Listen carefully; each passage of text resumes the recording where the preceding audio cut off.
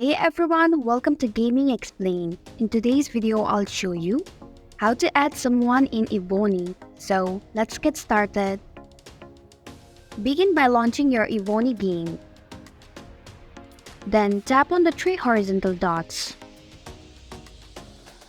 Now select Friends option. And then tap on Recommend option.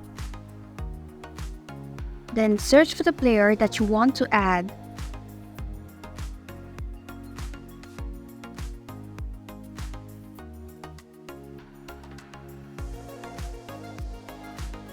To add the person as friend, tap on the Add button. Once the person on the other end accepts your friend request, you will be able to add them on your friend list. And this is how you can add someone in Evony. Thanks for watching Gaming Explain. If you like this video, hit the like button and drop a comment with any questions or feedback. If you are new, subscribe and click the bell icon to stay updated on our future videos.